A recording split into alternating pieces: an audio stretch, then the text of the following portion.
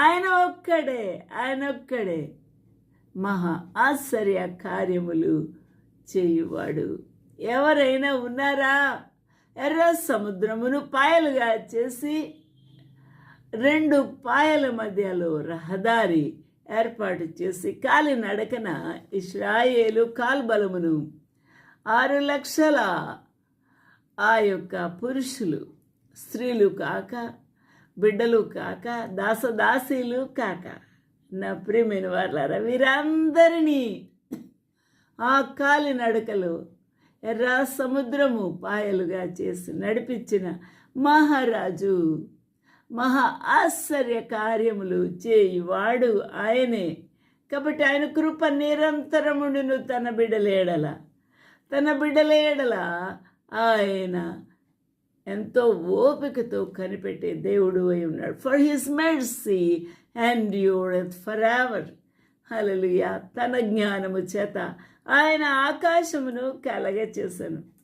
మానవుని సృష్టించక మునుపు ప్రభు చేసిన గొప్ప కార్యములు ఏమనగా, మానవునికి ఏమి కావాలి, మానవుడు ఏ విధంగా జీవించాలి, ఏ ఆహారం తీసుకోవాలి, ఏ విధంగా ఉండాలి అనే విషయాన్ని అంతా కూడా ఆ ప్రభు సర్వ సృష్టిని చేసి, నీకు గాలి ఎంత కావాలి, నీరెంత కావాలి, ఎంత పచ్చని ఆకుకూరలు కావాలి, సూర్యరశ్మి కావాలి, ఆకాశ విశాలములో చంద్రుడు, నక్షత్రాలు, సూర్యుడు, ఆ కాంతి కిరణాలు ఎంత కావాలి, ఇవన్నీ కూడా ముందుగానే సిద్ధపరిచిన దేవుడు.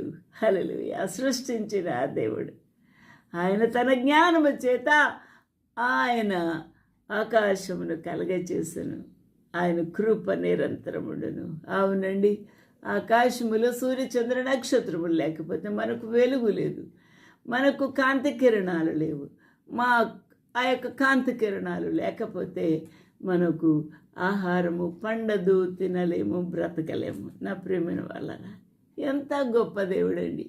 ఆయన జ్ఞానము అపారమైనది. ఆ యొక్క జ్ఞానమును వర్ణించాలవి కాదు. హల్లెలూయా. అందువలన his mercy endureth forever to him that by wisdom made the heavens. ఆయన భూమిని నీళ్ళ మీద పరిచినవాడు. ఈ యొక్క సర్వ సృష్టి అంతా కూడా నీళ్ళ చేతనే నింపబడి ఉండింది. అయితే ఈ నీటి భాగమును ప్రభు పక్కకు జరిపి ఆ యొక్క ఈ నీటి మీద ఈ భూమిని పరిచి